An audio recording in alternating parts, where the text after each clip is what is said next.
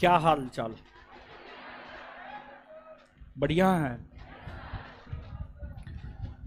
कैसा रहा होली? कैसा रहा होली? बढ़िया रहा ना? हाँ, उसी के लिए तो पैदे हुए हैं आप लोग। आइए आइए आइए।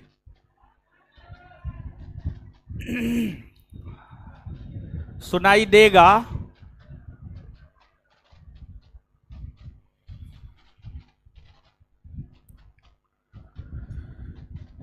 कहाँ थे आप दोनों, बताइए।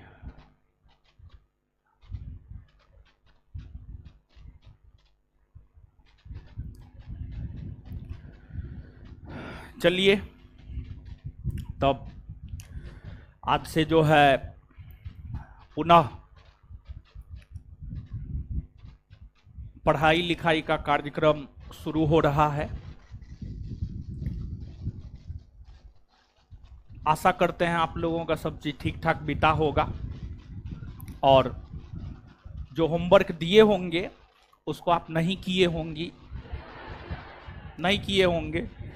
ये भी है क्या जी? नहीं ही किए होंगे। कौन करता है होमवर्क? होली में होली खेलने से फुर्सत मिले तब तो होमवर्क करे। क्या होमवर्क किए हैं लोग? कितने लोग होमवर्क किए हैं सच में? हाथ खड़ा कीजिए तो। बहुत सारे लोग होमवर्क किए हैं। अच्छी बात है, ये अच्छी निशानी है। और तो आ जाइए, हम लोग आगे पढ़ेंगे, लेकिन उससे पहले एक बार चीज़ों को संक्षेपित कर देते हैं और फिर कुछ जानकारी भी दे देते हैं और फिर आगे तो पढ़ना ही है, आगे तो बढ़ना ही है और पीछे की चीज़ों को भूलना भी है। समझ गए? पीछे की चीज़ों को अगर आप नहीं भूलेंगे दिमाग भ्रष्ट कर जाएगा, समझे? तो इसलिए आगे पढ़ते जाइए और पीछे भूलते जाइए। दिमाग संतुलन में रहेगा, नहीं तो फिर अगर ज्यादा डाटा आ गया काम खत्म आपका। तो आपको इतिहास में 1857 की क्रांति से शुरू किए थे ना? 1857 की क्रांति से शुरू किए, फिर छोटे मोटे विद्रोह को देखे, फिर सामाजिक धार्मिक सुधार आंदोलन को देखे, फिर कांग्रेस से पूर्व स्थापित संगठन को देखे, फिर कांग्रेस को देखे, फिर कांग्रेस के वार्षिक अधिवेशन को देखे, फिर उदारवादी युग को देखे, फिर उग्रवादी युग को भी देखे हैं। उग्रवादी युग को भी हम लोग देख लिए हैं। उग्रवादी युग में थोड़ी बहुत चर्चाएं आज के सेशन में हम आपके साथ करेंगे और इसके बाद बेसिकली जो बचेगा स्वतंत्रता आंदोलन में वह आपको गांधी युग बचेगा। तो स्वतंत्रता आंदोलन में बेसिकली जो आपको बचा हुआ है वह आपको गांधी युग बचा हुआ है। तो गांधी युग को मुख्य तौर पर हम लोग देखेंगे, ठीक है? ये तो इतिहास की बात हुई। फिर विश्व इतिहास की अगर हम लोग बात करें तो विश्व इतिहास में सिर्फ एक टॉपिक आपको हम बताए हैं और वह टॉपिक है आपको फ्रांसीसी क्रांति। विश्व इतिहास में फ्रांसीसी क्रांति को हम लोग देखे हैं, ठीक है? तो ये सब चीज हम आपको पढ़ाए हैं। इसके बाद जहां तक बायोलॉजी का सवाल है, तो जो बायोलॉजी है, बायोलॉजी का जहां तक सवाल है, बायोलॉजी में एक चैप्टर खत्म हुआ है, cell and cell division. Cell division आज हमारे ख्याल से सर आपको बतलाए होंगे, सेल तो पहले ही खत्म हो चुका था। सेल डिवीजन भी जो है आज जो है आपको सर पढ़ाए होंगे। तो इतना कुछ जो है आपको खत्म हुआ है। तो बहुत ज्यादा चीज आपको खत्म नहीं हुआ है। और जहां तक नई वैकेंसी का सवाल है, तो नई वैकेंसी आना तो है, लेकिन नई वैकेंसी जो है 4 जून के बाद ही आएगा, क्योंकि आदर्श आचार संहिता लगा हुआ है, तो इसी वजह से नया नोटिफिकेशन तो 4 जून से पहले आ ही नहीं सकता है। जुलाई में आए, अगस्त में आए या सितंबर में आए, जब भी आए 4 जून के बाद ही वैकेंसी आएगा, ये चीज है। अब जब आए ये तो बोर्ड के क्षेत्राधिकार में है, जब वैकेंसी देगा तब देगा। लेकिन आप मान करके चलिए कि आपको तैयारी के लिए अप्रैल, मई, जून, जुलाई, अगस्त, सितंबर, अक्टूबर, नवंबर, 8 से 9 महीना समय है आपके पास तैयारी के लिए, 8 से 9 महीना। और 8 से 9 महीना तैयारी के लिए हमारे ख्याल से बहुत ही सफिशिएंट होता है। तो 8 से 9 महीना अगर आप अच्छे से, लगन से, मेहनत से चीजों को करेंगे तो हमको लगता है बहुत बेहतर होगा आपके जीवन में। और सामान्य तौर पर होली में छुट्टी हम नहीं देते थे, लेकिन इस बार वैकेंसी का कोई अता पता था नहीं, तो इसी वजह से छुट्टी दे दिए। अगर मान लिया जाए कि वैकेंसी आ जाता तब तो नहीं ही छुट्टी रहता। तो 8 से 9 महीना आपके पास कम से कम समय है, इससे ज्यादा भी हो सकता है, समझ गए, इससे ज्यादा भी हो सकता है, लेकिन कम से कम जो है 8 से 9 महीना आपके पास समय है। तो इस 8 से 9 महीना में अच्छे से हम लोग साथ में मिल करके जो है तैयारी करेंगे। कुल मिलाकर के हम आपको ये बात बतलाना चाह रहे हैं कि हम लोगों का सफर कम से कम 8 से 9 महीना तक बढ़ेगा, उससे कम नहीं रहेगा, उससे ज्यादा हो सकता है लेकिन उससे कम नहीं रहेगा। आप मान करके चलिए 9 महीना से 12 महीना के बीच में जो है हम लोगों का सफर होगा, कम से कम 8 महीना और अधिक से अधिक जो है आपको 12 महीना, यानी कुल मिलाकर के देखा जाए तो अप्रॉक्स में 1 साल जो है हम लोग साथ मिल करके काम करेंगे। तो इसलिए जो है सोच समझ करके आप अपना डिसीजन लेंगे, सोच समझ करके आप तैयारी करेंगे, सोच समझ करके आप हमारे साथ जुड़ेंगे। कल के डेट में जो है किसी भी प्रकार का कोई पश्चाताप ना हो आपको कि हम फंस गए हैं, इस प्रकार की चीजें ना हो। और यही वजह है कि हम आपको पेट भर करके डेमो देते हैं, समझ गए।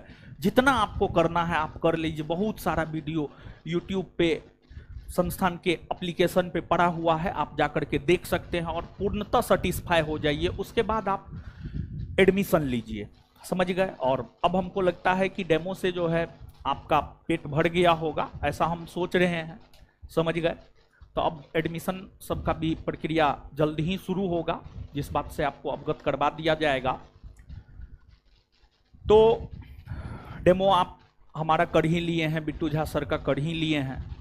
मैथ रीजनिंग वाले का हम कभी करवा देंगे। मैथ रीजनिंग वाले बहुत बेहतर हैं, तब हमारे साथ 2-3 साल से जो है जुड़े हुए हैं। अगर बेहतर नहीं होते तो 2-3 साल से हम जोड़ करके ही नहीं रखते, समझ गए। तो यहाँ तक तो हम आपको संक्षेप बता दिए कि ये सब चीज जो है हम आपको पढ़ाए हैं। और इकोनॉमिक्स के विषय में हम आपको बताना चाहते हैं।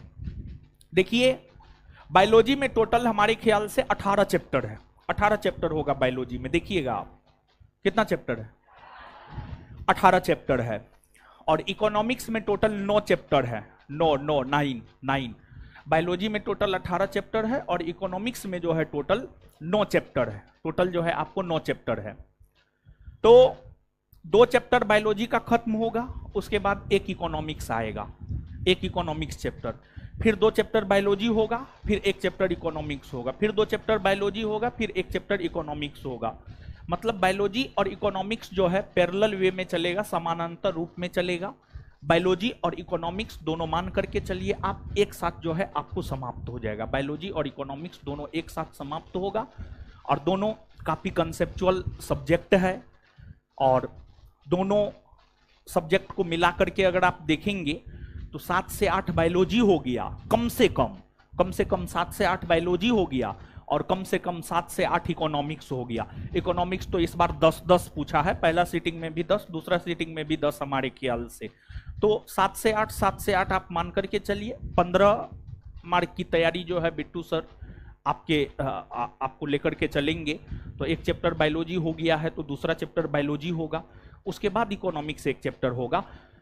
और इकोनॉमिक्स का 2 नोट है, एक पुराना नोट था और एक नया नोट है। नया नोट की अगर हम बात करें तो पिछले 2-3 दिन पहले हमारे ख्याल से हमको लगता है संस्थान के टेलीग्राम चैनल पर जो है इकोनॉमिक्स का नोट हम डाल दिए हैं और उसमें टोटल 4 चैप्टर है, पहला, दूसरा, तीसरा, चौथा। पहला, दूसरा और चौथा चैप्टर में थ्योरी और ऑब्जेक्टिव दोनों है। तीसरा चैप्टर में सिर्फ ऑब्जेक्टिव है, तीसरा चैप्टर में सिर्फ ऑब्जेक्टिव है। वहां पर ऑब्जेक्टिव के जरिए ही उस चैप्टर के कंसेप्ट को जो है सर क्लियर कर देंगे। ऐसा नहीं है कि जो है हम थ्योरी देना भूल गए हैं, ऐसी कोई बात नहीं है।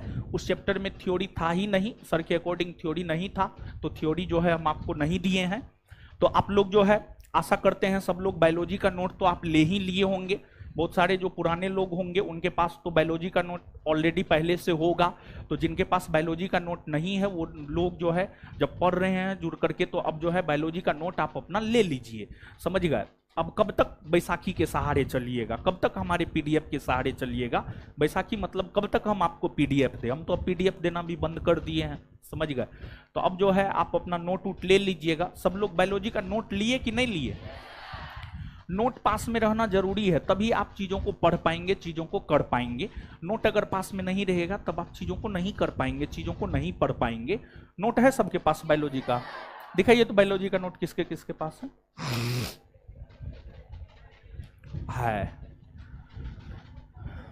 अभी भी लेकिन सबके पास नहीं है बायोलॉजी का, है मोबाइल बंद। हाँ हाँ, पूरा नोट लिए हैं ना बायोलॉजी का? हाँ ठीक है, ठीक है, अब रख लीजिए। और जो लोग नहीं लिए हैं नोट अपना ले लीजिएगा। बिना नोट का आप कैसे पढ़िएगा बताइए? बिना नोट का तो पढ़ाई हो नहीं सकता है। समझ गए? इकोनॉमिक्स का भी जो है 4 चैप्टर का जो नोट दिए हैं आप निकाल करके अपना रख लीजिएगा। और जिस रोज आपको लगेगा कि आज के डेट में बायोलॉजी का दूसरा चैप्टर खत्म होने वाला है तो उसके अगले क्लास में आप अपना इकोनॉमिक्स का नोट लेकर के आइएगा। समझे बात को? और सब लोग टेलीग्राम चैनल पर जुड़े हुए हैं ना? हाँ, तो टेलीग्राम चैनल पर भेज दिए हैं। नहीं जुड़े हैं तो आप अपना किसी से भी सहायता लेकर के जुड़ जाइए। और ऑनलाइन वालों के लिए जो है संस्थान के एप्लीकेशन पर जो है नोट आपको इकोनॉमिक्स का अवेलेबल करवा दिए हैं, आप लोग जो है अपना ले लीजिएगा। समझ गए? तो ये सामान्य सी जानकारी हुई जो आज हमको साझा करना था। तो हम आपको सब प्रकार की बात जो है साझा कर दिए हैं। ऑफिस में जाइएगा ना, आज के बाद कल से आपको बता देगा। समझ गए? और अब जो है बैच का जहां तक सवाल है तो बैच जो है आपको पेड हो रहा है। ठीक है, बैच आपको पेड हो रहा है और ऑनलाइन तो कल से ही बैच पेड हो जाएगा। आज हम उग्रवादी युग में बचे खुचे चीजों को खत्म कर देंगे और कल से हम गांधी युग की शुरुआत करेंगे। तो कल से ऑनलाइन बैच पेड हो जाएगा और पूरी तरीका से बिट्टू सर का भी हमारा भी। समझिएगा? और एक बात और जानकारी देना चाहते हैं। देखिए, आपको जो है कुछ विद्यार्थी के मन में कुछ डाउट था कि सिर्फ सब्जेक्टिव ही होगा, ऑब्जेक्टिव होगा या नहीं होगा। देखिए, आपको आज सर चैप्टर खत्म किए तो ऑब्जेक्टिव के बारे में बिट्टू सर कुछ बोले थे। क्या बोले? संस्थान के एप्लीकेशन पर आपके बैच में पहला नंबर चैप्टर ऑब्जेक्टिव का वीडियो अपलोड कर दिया जाएगा, आप देख लीजिएगा। समझ गए?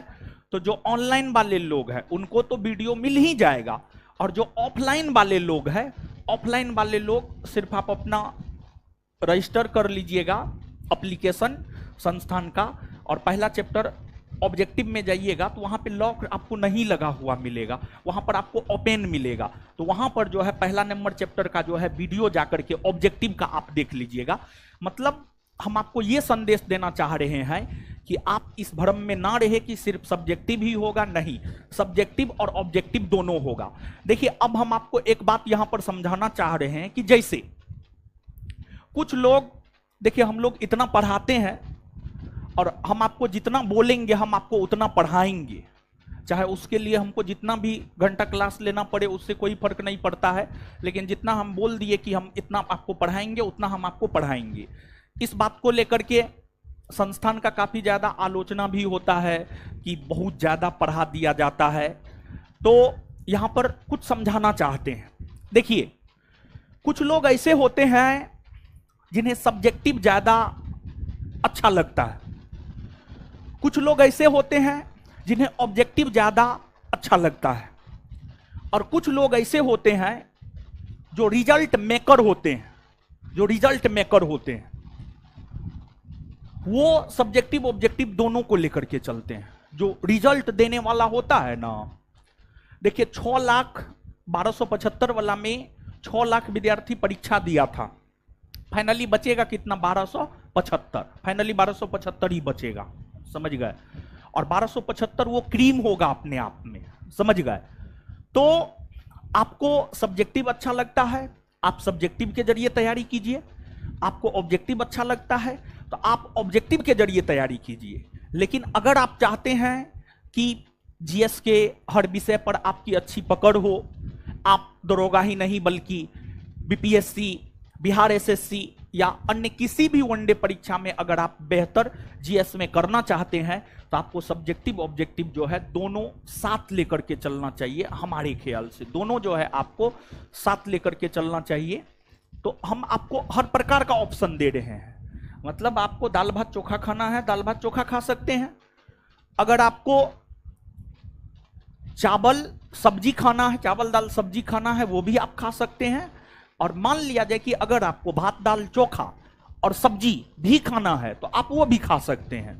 तो हर प्रकार का ऑप्शन आपके पास है, तो आप इस ऑप्शन का अपना तरीका से जो है उपयोग कीजिए और ज्यादा से ज्यादा जो है लाभ उठाने का प्रयास कीजिए। और जैसे आज बायोलॉजी का पहला चैप्टर खत्म हुआ है, तो आपका ये कर्तव्य होना चाहिए कि आप पहला चैप्टर के ऑब्जेक्टिव को जाकर के कल क्लास आने से पहले आप उसको निश्चित तौर पर देख ले, ये आपका कर्तव्य होना चाहिए। अगर पढ़ाना हमारा मौलिक अधिकार है, पढ़ाना टीचर का अगर मौलिक अधिकार है, हम आपसे पैसा लिए हैं, तो अगर पढ़ाना हमारा मौलिक अधिकार है तो ऑब्जेक्टिव क्वेश्चन करना आपका मौलिक कर्तव्य है, आपको निश्चित तौर पर करना चाहिए। अगर आप रिजल्ट के बारे में सोच रहे हैं, अगर आप चाह रहे हैं कि 7 लाख 8 लाख में 2000 में आप आए, मतलब फाइनल सिलेक्शन आपका हो, आपका मेरिट बने, तो उसके लिए जो है आपको चीज़ों को गहराई से, चीज़ों को अच्छे से तरीका से व्यवस्थित रूप में लेकर के जो है चीज़ों को आपको चलना पड़ेगा, समझ गए? तो ये बात है। अब हमको लगता है सब जानकारी तो हम दे ही दिए हैं, समझ गए? यहां तक का कुछ भी जानकारी नहीं है। और हाँ, ऑनलाइन बैच कल से पेड हो रहा है। और ऑफलाइन का जहां तक सवाल है, ऑफलाइन बैच आप लोग अभी अभी घर से होली से आए हैं, पैसा लेकर के तो आए ही होंगे, समझ गए? जितना पैसा लेकर के आए सब हमको दे दीजिए आप, ठीक है? हम अपना बोरा में समेट के लेकर जाएंगे, समझे? चल जाएंगे कहीं कैलाश पर्वत। और हम आपको बता दें कि ये तो मजाक किए, समझे? हम आपको बता दें, आप बैनर जब देखे होंगे, प्री कम मेंस बैच है, इसमें प्री के तैयारी के साथ साथ मेंस का भी आपको तैयारी करवाया जाएगा। और 1275 वाले लोग जो यहां पर पढ़े हैं, आप पता कर लीजिएगा, फिजिकल जो है संस्थान अपने तरफ से हर ट्रेनर को पे किया है। पटना के गांधी मैदान में मुख्य तौर पर ट्रेनर सब ट्रेनिंग देता है। जितने ट्रेनर के पास संस्थान का छात्र गया, और पटना के लगभग हर ट्रेनर के पास संस्थान का छात्र गया है, कहीं पर 100 गया है तो कहीं पर 10 भी गया है और कहीं पर 1 भी गया है, ये भी बात है। तो इसी वजह से हम बोल रहे हैं लगभग हर ट्रेनर के पास गया है। और आप ट्रेनर से जाकर के पूछ लीजिएगा कि हर ट्रेनर को पैसा पेमेंट के हम अपने से अपना चेक काट के दिए हैं हर ट्रेनर को। जिसके पास ज्यादा स्टूडेंट था उसको चेक काट के दिए हैं, और जिसके पास कम स्टूडेंट था उसको गूगल पे या फोन पे कर दिए हैं, समझ गए? और जो उसका फी था, समझ गए, वो फी उसको हम पेमेंट किए हैं। तो मतलब संस्थान अपने तरफ से पे किया है। तो 1275 वाले में जब फिजिकल में संस्थान अपने तरफ से पे किया है, तो आपके लिए भी अगर आप वहां तक पहुंचते हैं, समझिए, अगर आप वहां तक पहुंचते हैं तो आपके फिजिकल के लिए भी पेमेंट जो है संस्थान अपने तरफ से करेगा। यानी कहने का मतलब ये है कि प्री, मेंस, फिजिकल तीनों की जिम्मेदारी जो है हम आपको लेकर के ले रहे हैं। लेकिन बस यही है कि आप हमारी बातों को मानते कितना है।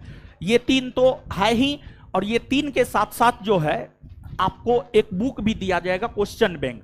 और देखिए क्वेश्चन बैंक के विषय में हम आपको पहले भी बोले हैं, क्वेश्चन बैंक बस बहुत जल्दी आ जाएगा और हमको लगता है इस सप्ताह होते होते जो है आपके हाथ में हो जाएगा, इस शुक्रवार को होते होते आपके हाथ में हो जाएगा। और एक बात आप जानिए, क्वेश्चन बैंक जानते हैं आधार होता है, तैयारी का आधार होता है, तैयारी का बेस होता है क्वेश्चन बैंक, तैयारी का बेस होता है आपको क्वेश्चन बैंक। और क्वेश्चन बैंक का हम आपको क्लास लगवाएंगे। पिछले बार सिर्फ एक बैच में क्लास लगवाए थे, बाद बाकी बैच वालों के ऑनलाइन सुविधा दे करके उसको वीडियो अवेलेबल करवा दिए थे। सिर्फ एक बैच में 3 से 5 बैच में ही क्वेश्चन बैंक का क्लास हम आपको लगवाए थे। जो लोग 3 से 5 में पढ़े होंगे उनको हम क्वेश्चन बैंक करवाए थे, समझ गए। तो इस बैच में प्रीवियस ईयर क्वेश्चन भी हम आपको करवाएंगे। और क्वेश्चन बैंक एक आधार होता है, एक बेस होता है, पहले भी हम आपको करवाए हैं और इस बार भी हम आपको करवाएंगे। जैसे ये बिल्डिंग है तो इसका एक बेस है, नीचे में बेस बनाया गया है, तो क्वेश्चन बैंक एक बेस होता है। तो शुरुआत तो वहीं से करना चाहिए, लेकिन क्वेश्चन बैंक जो है आपको ये हो रहा है, क्या कहते हैं, उसमें नया जोड़ रहे हैं। अभी तक जितना एग्जाम हुआ है उसके क्वेश्चन को जोड़ रहे हैं, इसी वजह से उसमें जो है थोड़ा सा लेट हुआ है। और इस सप्ताह के अंत जाते जाते आपके हाथ में जो है क्वेश्चन बैंक होगा। तो क्वेश्चन बैंक जैसे हम आपको शनिवार का दिन रिवीजन के लिए रखे हैं, तो क्वेश्चन बैंक के लिए जो है एक दिन फिक्स करेंगे और क्वेश्चन बैंक हम आपको करवाएंगे। और क्वेश्चन बैंक जो है आपको करना है, और क्वेश्चन बैंक को डिस्कशन करवाते हुए जो है क्वेश्चन बैंक के आधार पर आपको एक सोचने का तरीका हम दे देंगे कि इस तरीका से आप सोचिए। अगर इस बार ये प्रश्न आया है तो अगले बार ये प्रश्न आ सकता है, अगले बार ये प्रश्न आ सकता है, समझ गए। तो क्वेश्चन बैंक भी हम आपको करवाएंगे, तो आपको एक क्वेश्चन बैंक भी दिया जाएगा, आपको एक क्वेश्चन बैंक भी दिया जाएगा। और इसके अलावे जो है आपको बिट्टू सर बोल रहे थे कि एक बैग भी दे दीजिए, तो इस पर हमारी सहमति 50-50 में है। बैग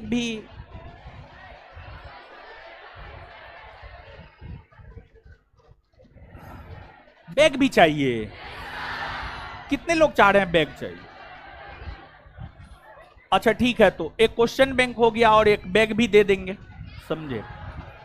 और जो है आप मान करके चलिए कि आपका बैच जो है ऑफलाइन बैच, ऑफलाइन बैच का जहां तक सवाल है, ऑफलाइन बैच शुक्रवार से 100% पेड हो जाएगा। ऑफलाइन बैच शुक्रवार से 100% पेड हो जाएगा। ऑनलाइन बैच कल से 100% पेड हो रहा है और ऑफलाइन बैच जो है शुक्रवार से 100% पेड हो जाएगा, समझ गए। और एक बात आप ध्यान में रखिएगा कि अगर कोई मजदूरी हमारे यहां किया है तो उसको उचित मजदूरी हम देंगे और उसको उचित मजदूरी मिलना चाहिए। तो आप प्रयास ये करेंगे स्वयं से। देखिए आप दूध पीने वाले बच्चा नहीं है, आपको सब चीज समझ में आता है, समझ गए। बच्चा तब तक बच्चा होता है जब तक कि उसमें बच्चा पैदा करने का क्षमता नहीं होता है, और एक लड़का में 14 वर्ष के बाद बच्चा पैदा करने का क्षमता हो जाता है, समझ गए। तो आप लोग एकदम से बच्चा नहीं है, तो आप प्रयास ये करेंगे कि संस्थान के काउंटर पर जाकर के जो है अपने से एडमिशन करवाएं। और आप मान करके चलिए कि अगर आप गलत तरीका से करवाएंगे, इशारा काफी है, अगर आप गलत तरीका से एडमिशन करवाएंगे तो जो सुविधा हम आपको देने जा रहे हैं वो सुविधा जो है आपको नहीं मिलेगा। अगर आपका एडमिशन गलत तरीका से होगा तो आपको सुविधा नहीं मिलेगा। ये हम ऑन रिकॉर्ड बोल रहे हैं। ये ऑनलाइन भी फ्री चल रहा है, ऑफलाइन भी फ्री चल रहा है, समझ गए। और इन्हीं सब चीजों के वजह से जो होता है संस्थान में कचरा होता है, तो खैर कचरा उचरा से हम डरते उड़ते नहीं है, समझ गए। तो वो सब बहुत कुछ झेले हैं, 2017 से तो दिन प्रतिदिन झेलवे किए हैं, तो इस बार भी झेलेंगे। कहीं कोई किसी भी प्रकार का कोई दिक्कत नहीं है हमको। अब तो एक हो गया है, हैबिचुएट हो गए हैं, आदत सा हो गया है। ये सब छोटा मोटा चीज जो है, बड़े बड़े शहर में छोटी छोटी घटनाएं होती रहती है, समझ गए। तो ये सब छोटा छोटा चीज है, समझ गए। तो और आपको जो है टेस्ट भी हम अनाउंस किए हैं, पता है ना, सब चीज हम आपको रिमाइंड कर दे रहे हैं। टोटल 50 टेस्ट बोले हैं। कितना टेस्ट? 50 टेस्ट बोले हैं, जिसमें 5 गो एनसीईआरटी का टेस्ट है, 5 गो एनसीईआरटी का टेस्ट है, 15 या 10 जो है करंट का टेस्ट है। ठीक है, हम लिख करके रखे हुए हैं, 10 या 15 करंट का टेस्ट है। कितना टेस्ट है करंट का? 10 करंट का टेस्ट है, और 20 फुल लेंथ टेस्ट है, और 15 जो है क्लास टेस्ट है, 15 क्लास टेस्ट है। तो इसमें इतनी सारी सुविधाएं हम आपको देने जा रहे हैं। देखिए, आप स्वयं सोचिए कि आपको क्या क्या मिलने जा रहा है। आपको जो है पूरा सब्जेक्टिव, पूरा ऑब्जेक्टिव मिलने जा रहा है। इसके बाद जो है आपको 50 टेस्ट मिलने जा रहा है, प्रीवियस ईयर डिस्कशन मिलने जा रहा है आपको।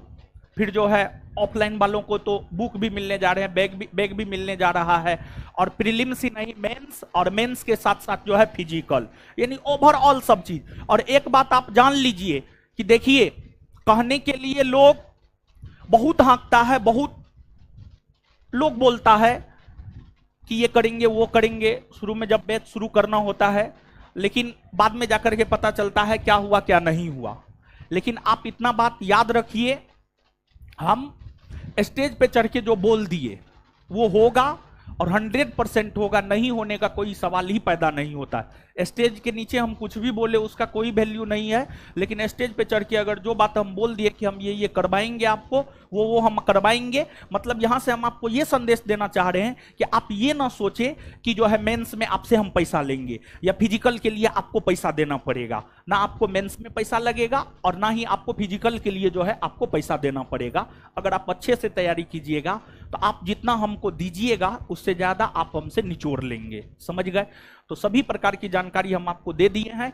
तो मेहनत लगभग 9 महीना से 12 महीना के बीच में हम आपके साथ करने जा रहे हैं मेहनत।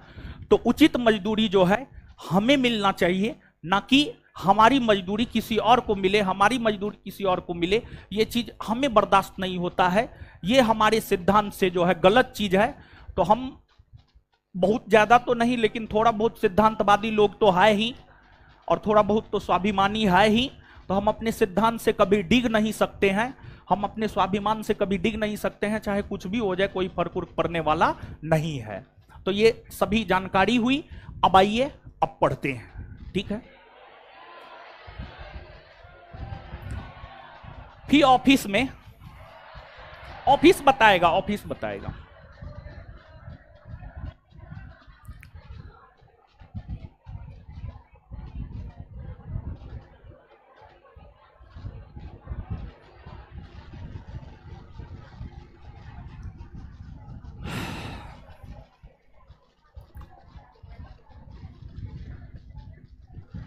क्वालिटी, कंटेंट, रेगुलरिटी, टेस्ट, ये सब चीज है, बहुत कुछ है।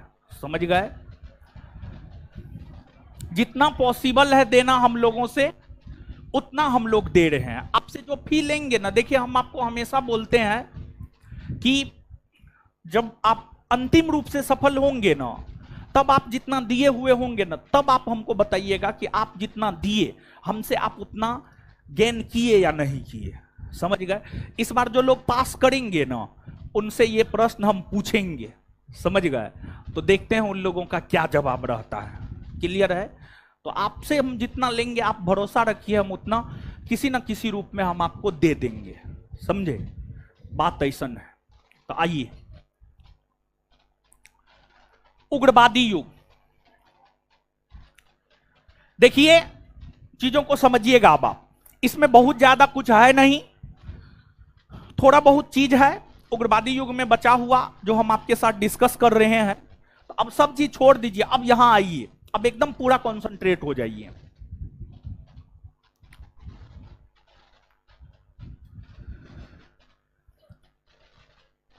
देखिए, आपको उग्रवादी युग, ठीक है, उग्रवादी युग, उग्रवादी युग, उग्रवादी युग के प्रमुख नेता के रूप में लाल बाल पाल का विवरण मिलता है। लाल मतलब लाला लाजपत राय, बाल मतलब बाल गंगाधर तिलक, पाल मतलब बिपिन चंद्र पाल, बिपिन चंद्र पाल। ठीक है, इन सभी के विषय में हम आपको बताए, नहीं बताए, एकदम बताए। इसके बाद उग्रवादी युग के नेताओं का जो काम करने का तरीका था वह था हिंसा में। कांग्रेस के उग्रवादी नेता भी विश्वास नहीं करते थे, लेकिन उन लोगों का काम करने का तरीका बड़ी आक्रामक था। वे लोग धरना, जुलूस, प्रदर्शन, हड़ताल, इन माध्यमों से अपनी मांग को अंग्रेजों से मनवाने का काम किया करते थे।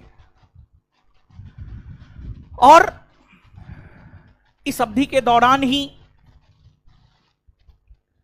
वर्ष 1905 में बंगाल का विभाजन हुआ। वर्ष 1905 में जो बंगाल का विभाजन हुआ, इस बंगाल विभाजन के खिलाफ स्वदेशी या बंगभंग आंदोलन हुआ था। बंगाल विभाजन के खिलाफ अगर देखा जाए तो बंगाल विभाजन के खिलाफ जो है आपको स्वदेशी या बंगभंग आंदोलन जो है आपको हुआ था।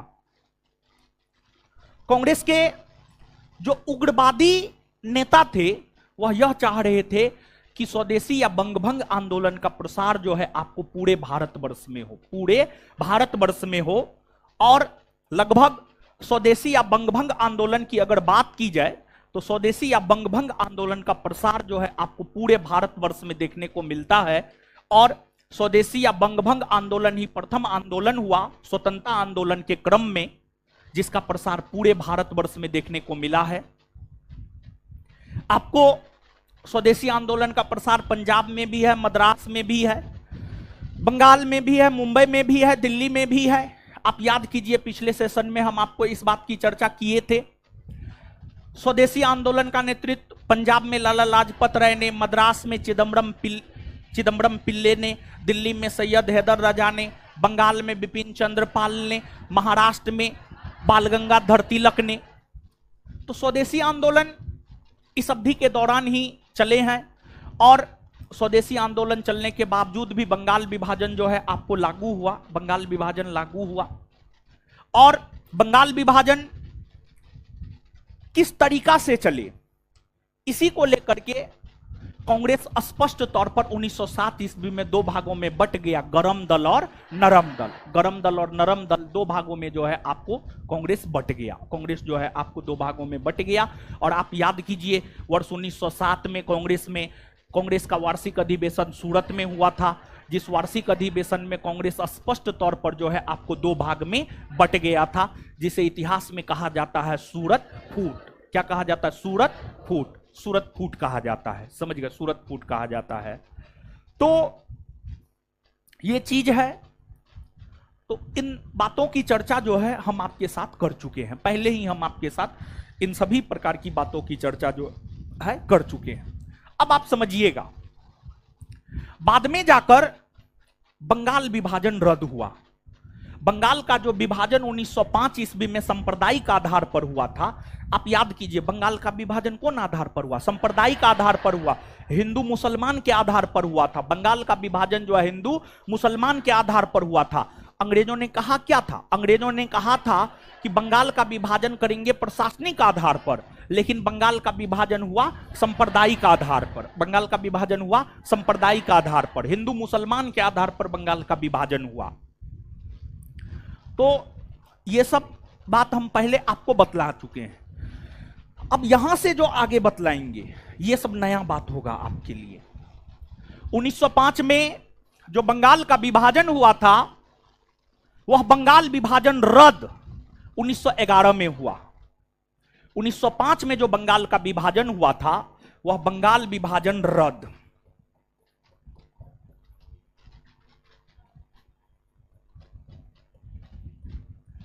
रद्द की अगर हम लोग बात करें तो वर्ष 1911 में हुआ।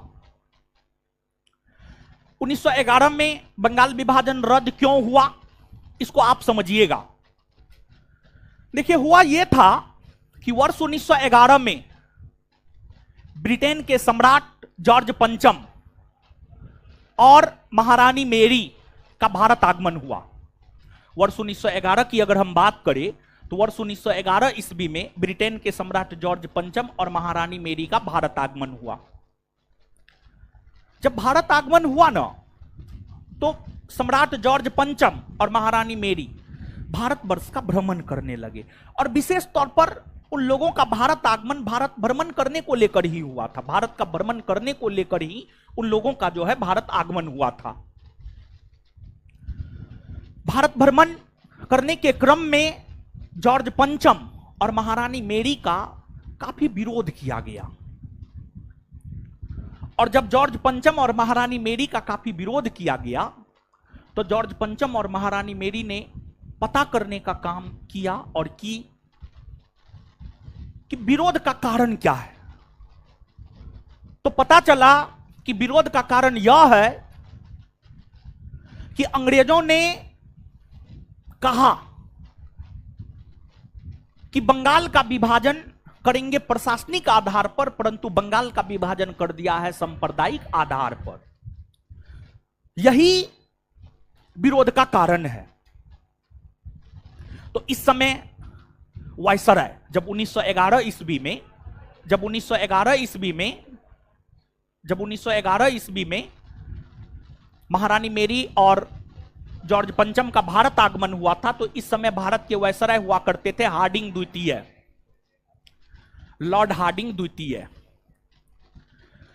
हार्डिंग द्वितीय का शासनकाल है 1910 से 1916।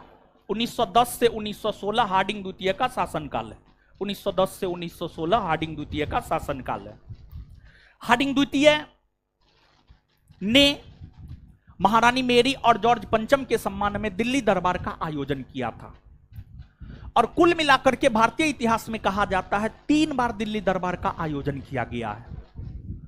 जो 3 बार दिल्ली दरबार का आयोजन किया गया है उसमें पहली बार 1877 ईस्वी में वायसराय लीटन के समय, दूसरी बार 1903 ईस्वी में कर्जन के समय, और तीसरी बार दिल्ली दरबार का आयोजन जो है 1911 ईस्वी में हार्डिंग द्वितीय के समय। हार्डिंग द्वितीय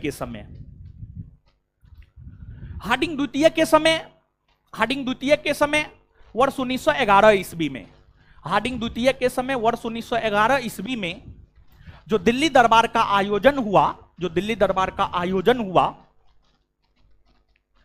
इस दिल्ली दरबार के आयोजन के क्रम में ही जॉर्ज पंचम और महारानी मेरी ने बंगाल विभाजन को रद्द करने की घोषणा किया। मतलब कहा कि बंगाल का विभाजन रद्द किया जाता है। 1905 ईस्वी में बंगाल का विभाजन जो सांप्रदायिक आधार पर हुआ है, बंगाल का विभाजन जो हिंदू मुस्लिम के आधार पर हुआ है, जबकि कहा गया था कि बंगाल का विभाजन होगा प्रशासनिक आधार पर, लेकिन बंगाल का विभाजन हिंदू मुसलमान के आधार पर अर्थात सांप्रदायिक आधार पर कर दिया गया है। उस बंगाल विभाजन को हम रद्द करते हैं। उस बंगाल विभाजन को हम क्या करते हैं? रद्द। तो जॉर्ज पंचम और महारानी मेरी ने तीसरे दिल्ली दरबार में यह घोषणा किया कि बंगाल विभाजन को रद्द किया जाता है। बंगाल विभाजन को क्या किया जाता है? रद्द। और देखिए बात क्या था जानते हैं? 1905 में जो बंगाल का विभाजन हुआ था, अगर भारत के लोगों की बात करेंगे तो क्या भारत के लोग बंगाल का विभाजन चाहते थे या नहीं चाहते थे? भारत के लोग बंगाल का विभाजन चाहते थे, लेकिन भारत के लोग बंगाल का विभाजन इस रूप में चाहते थे कि बंगाल का विभाजन हो और एक नया प्रांत बिहार बने, एक नया प्रांत बिहार बने। विशेष तौर पर जो कांग्रेसी थे, कांग्रेसी नेताओं की अगर हम बात करें, और उसमें भी विशेष तौर पर जो बिहार के कांग्रेसी नेता थे, बिहार के रहने वाले जो कांग्रेस के नेता थे, वो विशेष तौर पर यह चाहते थे कि बंगाल का विभाजन हो, लेकिन बंगाल का विभाजन करके एक नए प्रांत के तौर पर बिहार का गठन किया जाए। यह मांग था बिहार के कांग्रेसी नेताओं का, और यह मांग सर्वप्रथम सच्चिदानंद सिन्हा ने किया था। सच्चिदानंद सिन्हा ने ही सर्वप्रथम यह मांग किया था कि बंगाल का विभाजन करके बिहार का गठन किया जाए।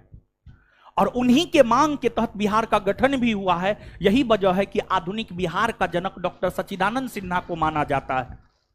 तो गौर से आप सुनिएगा, आपको बंगाल विभाजन तृतीय दिल्ली दरबार के तहत रद्द कर दिया गया, बंगाल को पुनर्गठित किया गया, यानी बंगाल को फिर से एक किया गया, और बंगाल का पुनर्विभाजन किया गया। और बंगाल का पुनर्विभाजन उसी आधार पर किया गया जो मांग बिहार के कांग्रेसी नेताओं की थी। बिहार के कांग्रेसी नेताओं की यह मांग थी कि बंगाल का विभाजन कर बिहार का गठन किया जाए, और फिर बंगाल का पुनर्विभाजन करते हुए बिहार के गठन करने की घोषणा की गई। और बंगाल विभाजित होकर ही बिहार प्रांत बना। और बिहार प्रांत की अगर आप बात करेंगे तो बिहार प्रांत का गठन जो है 22 मार्च 1912 को हुआ है। 22 मार्च 1912 को हुआ है। 22 मार्च 1912 को बिहार प्रांत का गठन हुआ है। यही वजह है कि प्रत्येक वर्ष 22 मार्च को बिहार दिवस के रूप में मनाया जाता है। और आप याद रखिएगा कि बिहार का जो गठन हुआ है, बंगाल का विभाजन करके बिहार का जो गठन हुआ है, वह हार्डिंग द्वितीय के समय ही हुआ है।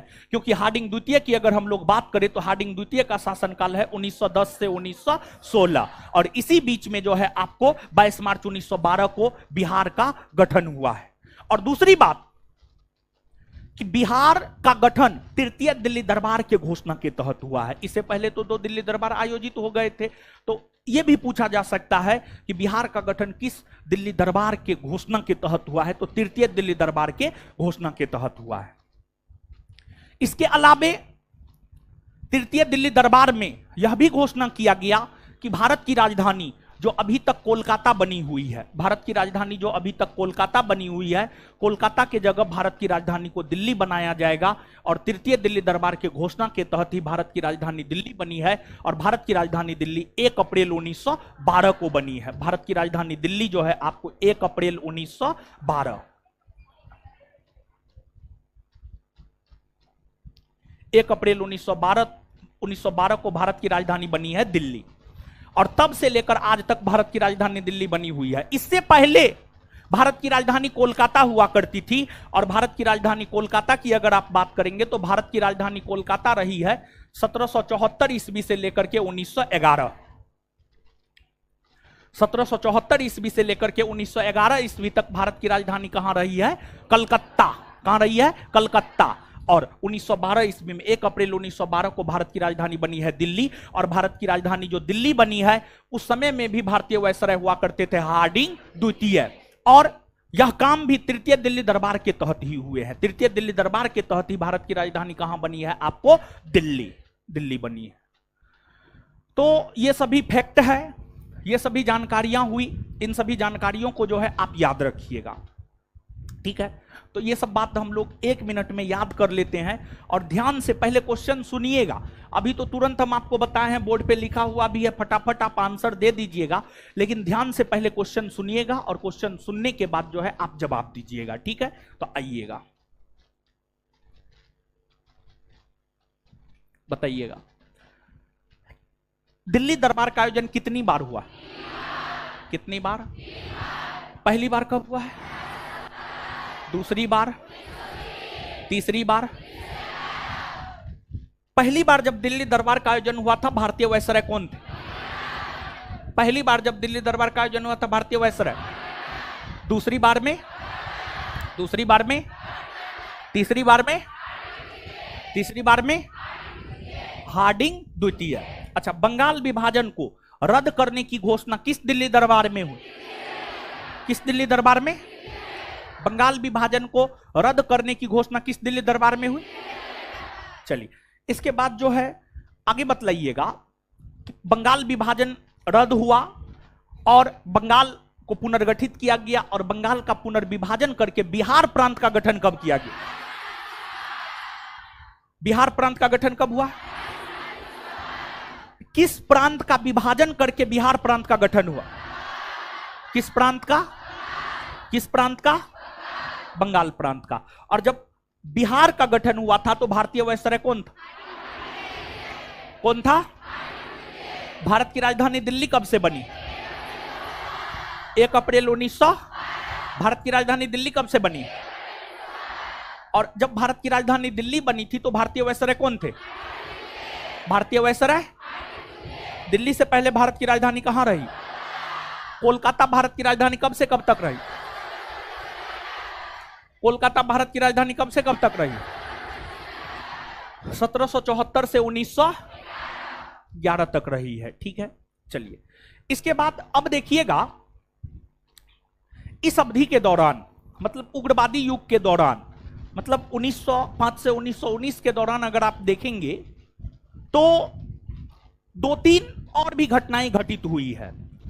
जो 2-3 और भी घटनाएं घटित हुई है उन घटनाओं के विषय में यहां पर हम आपको बतला रहे हैं। एक है मुस्लिम लीग का गठन, एक है मुस्लिम लीग का गठन, दूसरा है 1909 का भारत शासन अधिनियम पारित होना, और तीसरा है होम रूल लीग आंदोलन। तीसरा है आपको होम रूल लीग आंदोलन।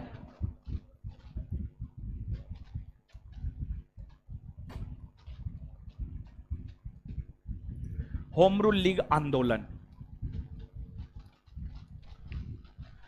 क्या है, इस सब चीज को आप समझिएगा। देखिए, आप सब लोग एक बात से अवगत हैं, अंग्रेजों की जो नीतियां रही है, फूट डालो और राज करो की नीति रही है। अंग्रेज भारत के हिंदू और मुसलमानों को लड़ाकर भारत पर शासन करने का काम किया। भारत के हिंदू और मुसलमानों को लड़ाकर भारत में शासन करने का काम अंग्रेजों ने किया।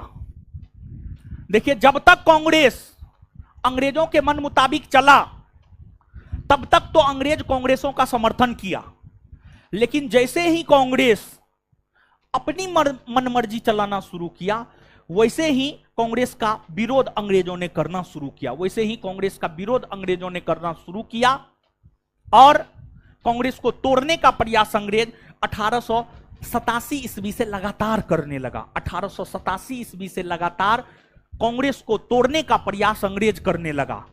और आप याद कीजिए, सर सैयद अहमद खां हो गए, राजा शिव प्रसाद हो गए, इन सभी को कांग्रेस को तोड़ने के लिए तैयार किया गया था। नहीं बतलाए हैं? एकदम बतलाए हैं हम आपको, समझ गए। और एक बात याद रखिएगा, जो भी लोग पहला क्लास कर रहे हैं, आज से पहले जितना भी क्लास हुआ है संस्थान के एप्लीकेशन पर एकदम फ्री है, समझिए, पहला क्लास से लेकर अभी तक। तो जिन लोगों का भी छूटा उटा है तो आप अपना वहां से जाकर के जो है कर लीजिए और आज से आगे कंटिन्यू रहने का आप प्रयास कीजिएगा। ठीक है, तो अब आप आइएगा। तो अंग्रेजों को यह लगा, और अंग्रेज जानते हैं मुसलमानों के मन में यह बात डालने का प्रयास कर रहा था कि जो कांग्रेस है ना, कांग्रेस हिंदुओं का संगठन है। कांग्रेस हिंदुओं का संगठन है। कांग्रेस हिंदुओं का संगठन है। मुसलमानों के लिए अपना एक अलग संगठन होना चाहिए। मुसलमानों के लिए जो है अपना एक अलग संगठन होना चाहिए। यह बात डालने का प्रयास अंग्रेज शुरू से ही शुरू कर दिया था।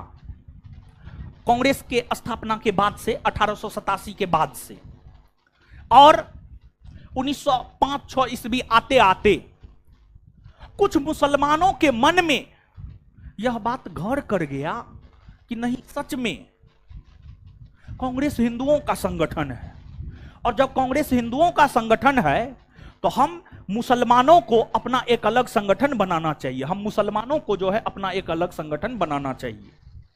यह बात कुछ मुसलमानों के मन में आ गया, और फिर जैसे कांग्रेस की स्थापना में वायसराय डफरिन ने मदद किया था, वैसे मुस्लिम लीग की स्थापना में वायसराय लॉर्ड मिंटो द्वितीय ने मदद किया था। लॉर्ड मिंटो द्वितीय वायसराय के पद पर रहे हैं 1905 से 1910 तक।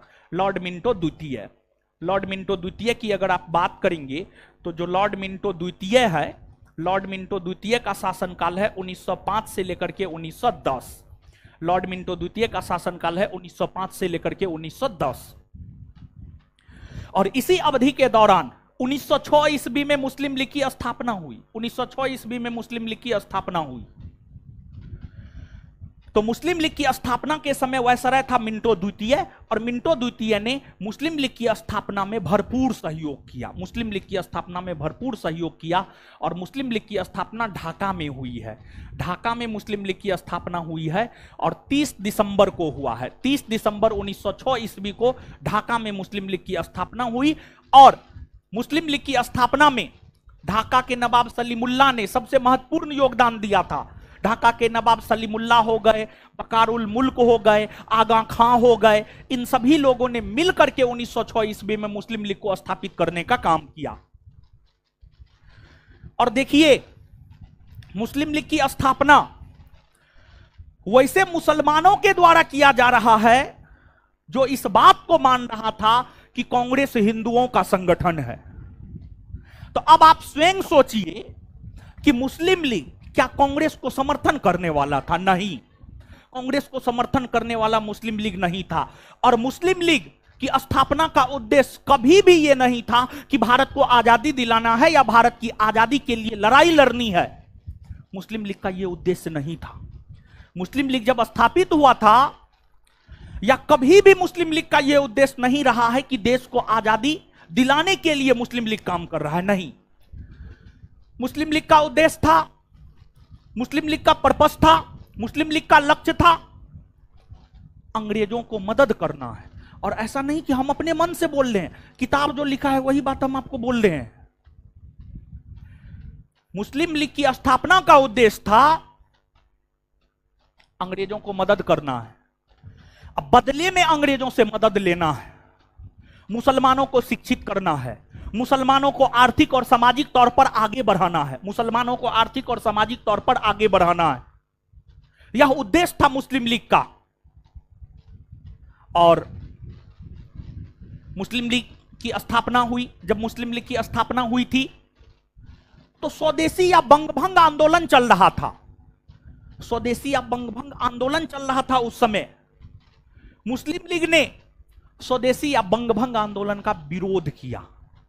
मुस्लिम लीग ने स्वदेशी या बंगभंग आंदोलन का क्या किया? विरोध किया, समझे। और अंग्रेजों का समर्थन किया था। अंग्रेजों का समर्थन किया था मुस्लिम लीग ने। मुस्लिम लीग के स्थापना के समय ही यह भी तय कर दिया गया था कि जैसे कांग्रेस का प्रत्येक वर्ष वार्षिक अधिवेशन होता है, उसी प्रकार से मुस्लिम लीग का भी प्रत्येक वर्ष वार्षिक अधिवेशन होगा।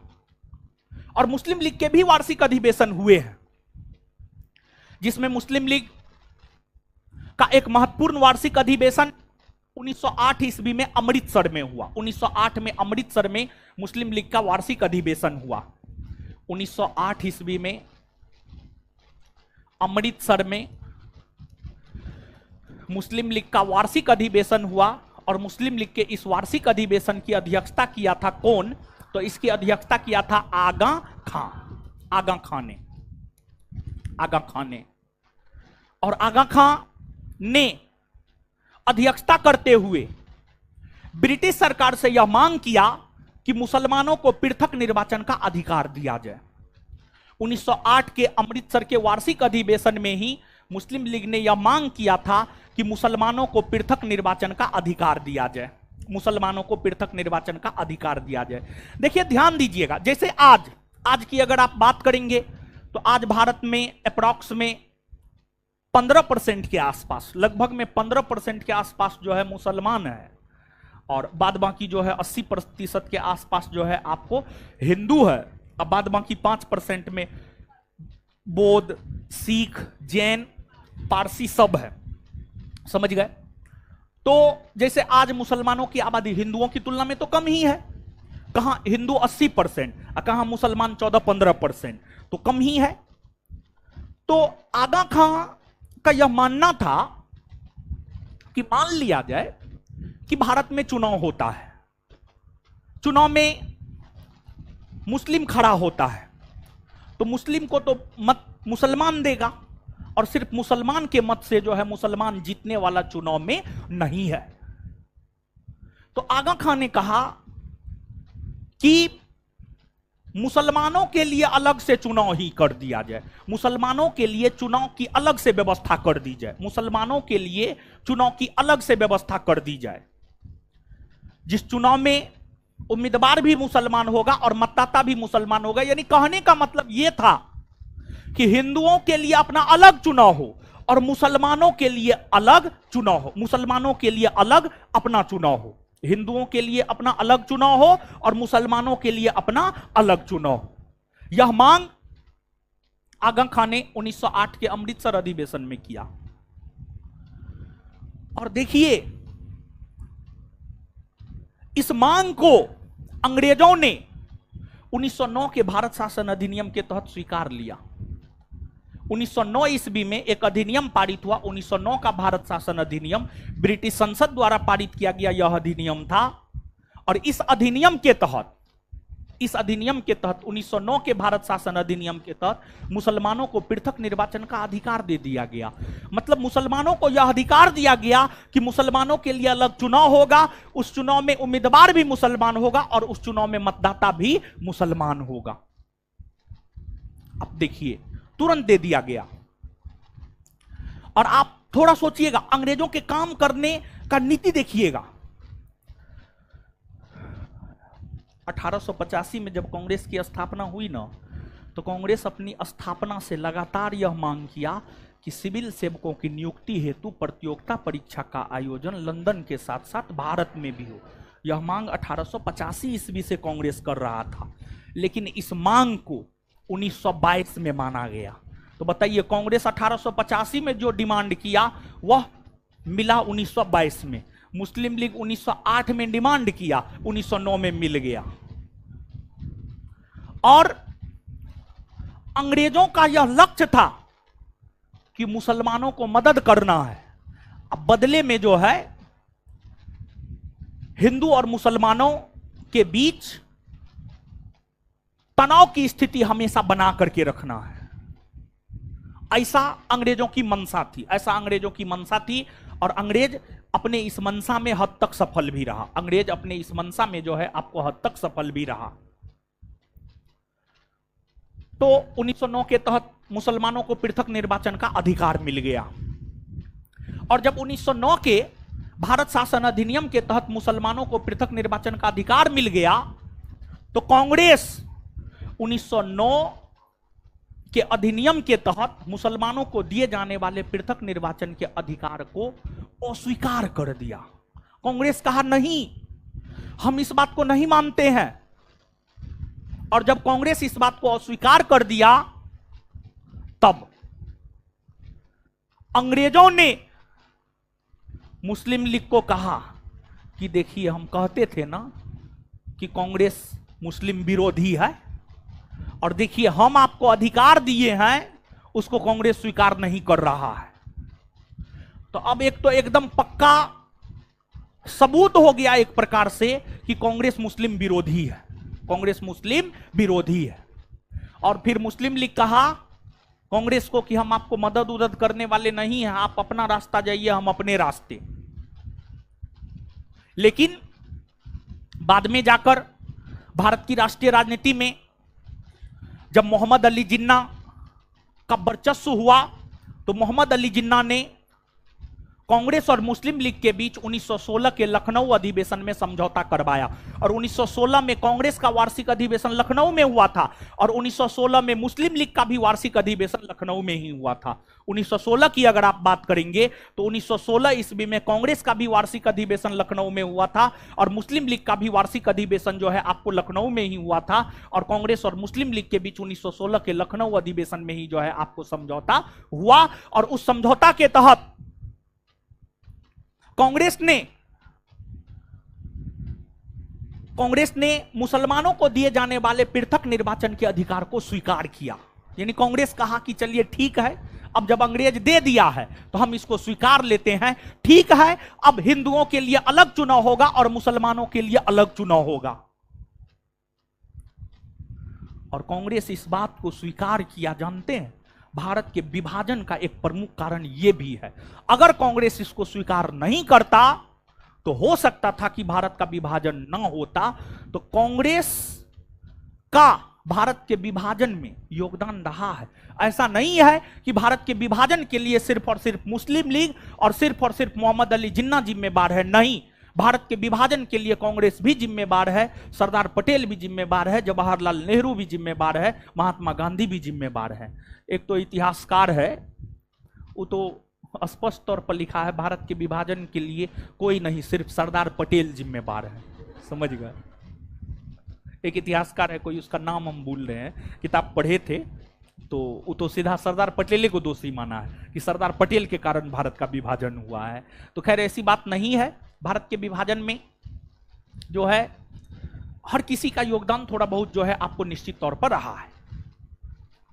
तो ये बात हुई, तो इसको जो है आप याद रखिएगा। तो आइए अब इतना बात को करते हैं याद। और एक बात और आप जानिए, जैसे कांग्रेस ब्रिटेन में जाकर के अपना एक शाखा खोला था, नहीं खोला था। 1887 में दादा भाई नेरोजी लंदन गए, 1888 में सुरेंद्र नाथ बनर्जी लंदन गए, और दोनों ने मिलकर 1889 में भारतीय राष्ट्रीय कांग्रेस के ब्रिटिश समिति का गठन नहीं किया। 1889 में किया ना, किया था ना जी, याद आया कुछ? तो जैसे कांग्रेस का एक शाखा लंदन में खोला गया, उसी प्रकार से मुस्लिम लीग का भी एक शाखा लंदन में खोला गया। मुस्लिम लीग का भी एक शाखा लंदन में खोला गया, और मुस्लिम लीग का एक शाखा लंदन में 1908 में खोला गया था। मुस्लिम लीग का एक शाखा लंदन में वर्ष 1908 में खोला गया था, सैयद अमीर अली के नेतृत्व में। सैयद अमीर अली के नेतृत्व में, जैसे एसएन बनर्जी और दादा भाई नेरोजी के नेतृत्व में भारतीय राष्ट्रीय कांग्रेस के एक शाखा का गठन लंदन में हुआ था, उसी प्रकार से जो है मुस्लिम लीग की एक शाखा लंदन में 1908 में सैयद अमीर अली के नेतृत्व में खोला गया था। सैयद अमीर अली।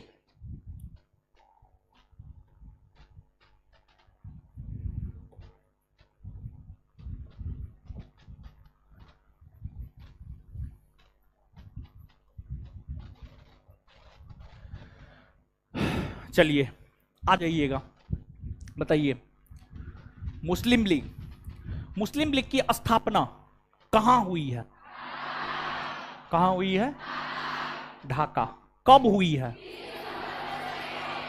30 दिसंबर 1900। मुस्लिम लीग की स्थापना के समय भारतीय वायसराय कौन था? कौन था? मिंटो। मुस्लिम लीग का 1908 में वार्षिक अधिवेशन कहां हुआ? कहां हुआ? मुस्लिम लीग के 1908 के अमृतसर के वार्षिक अधिवेशन की अध्यक्षता किसने किया? किसने किया? आगा खान ने किया। इसके बाद आगे बताइएगा कि मुस्लिम लीग ने अपने किस अधिवेशन में यह मांग किया कि मुसलमानों को पृथक निर्वाचन का अधिकार दिया जाए? 1908 अमृतसर।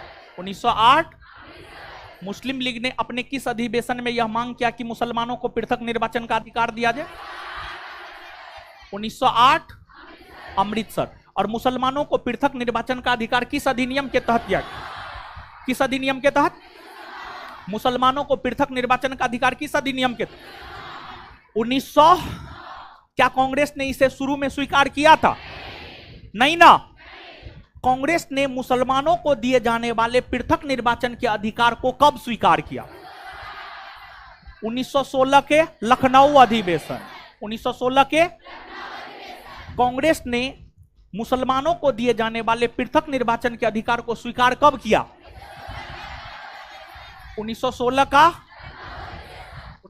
का लखनऊ अधिवेशन। क्लियर है बात? चलिए अब इसके बाद आगे आइएगा, होम रूल लीग आंदोलन। होम रूल लीग आंदोलन को पढ़ते हैं। देखिए ध्यान दीजिएगा, चीजों को समझिएगा। अब आप देखिए, आपको जो है 1905 से 1919 उग्रवादी युग, इस समय जानते हैं बहुत सारी घटनाएं नहीं घटित हुई थी, बहुत कम घटनाएं घटित हुई। इसके पीछे रीजन क्या था पता है? जो सबसे प्रमुख उग्रवादी नेता था ना, सबसे प्रमुख उग्रवादी नेता की अगर हम लोग बात करें तो सबसे प्रमुख उग्रवादी नेता था आपको बाल गंगाधर तिलक। सबसे प्रमुख उग्रवादी नेता था बाल गंगाधर तिलक। वो 1908 से 1914 ईस्वी तक जेल में बंद रहे थे।